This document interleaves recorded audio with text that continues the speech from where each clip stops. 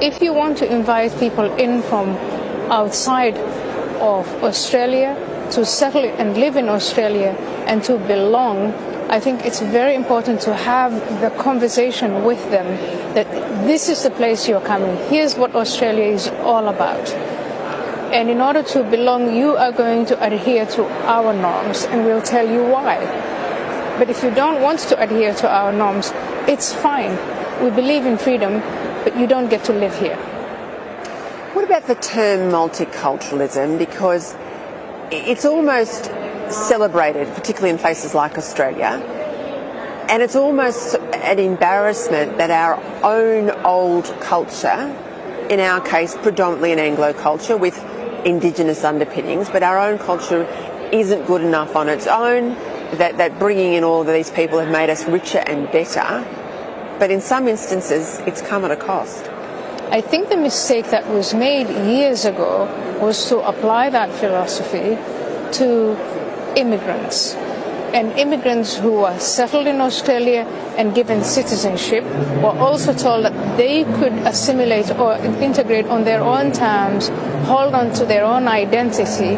And unfortunately, the result of that for some of these immigrants, not all of them, but for some of these immigrants was to form their own ghettos.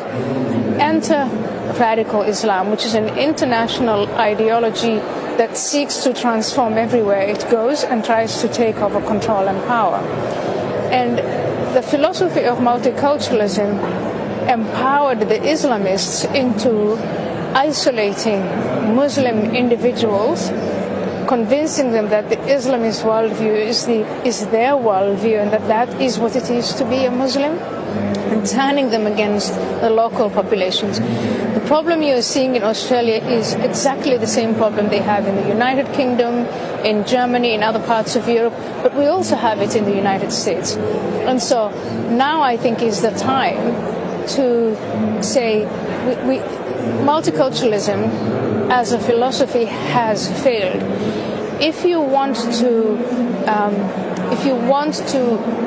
bring about social cohesion in a nation state, you emphasize what unites us. You don't emphasize what divides us. And multiculturalism is about emphasizing what divides us.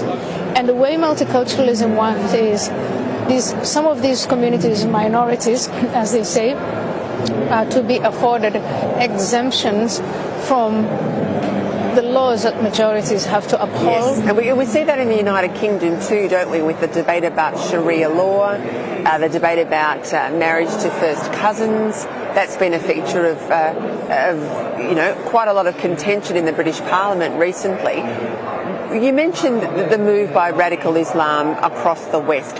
What's their end game? Of radical Islam. The radical Islamists, they want to bring about Sharia. Their end game is they've got this thing called the Caliphate, the Islamic State. That's their utopian dream. That's what they want to achieve. And they don't just want to achieve it for themselves in their own societies. They want to impose it on the whole world. In fact, after the Arab Spring, one of the new developments is the original countries of Islam, like Saudi Arabia and the UAE and Egypt, have banned, for instance, the Muslim Brotherhood, and have banned other Islamists from preaching or having to do anything with politics. And so you see in the source countries, in the original countries of Islam, Islamism is out. They've then migrated and they've come to Western societies that pride themselves on freedom of religion, freedom of speech, freedom of assembly, and so on. And so they've set up shop here, and they've decided they're going to start the Islamization process, or they're going to headquarter the Islamist project from the UK and from France and from Germany, and in this case from Australia, which is just strange. Are you surprised at how quickly some of our societies have become radicalized and Islamified? I'm not surprised, because for the last 25 years I've been banging on about exactly what you're talking about. So I'm not surprised. I'm disappointed that people like me were ignored, not listened to. So I think what we have to do is go back to emphasizing the nation state and what unites us, to identify the problem with the Islamists. It is this infrastructure that they have established that they use to Islamize the mosques, the schools, the Islamic centers. Break those up.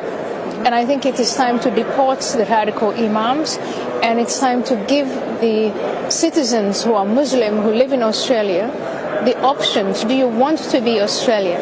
Then you're welcome and you stay, and this is who we are. And if you don't want to be an Australian citizen, as in an allegiance to the Australian constitution and flag and norms and customs, then we are happy to let you go back to where you want to go back, the country of origin.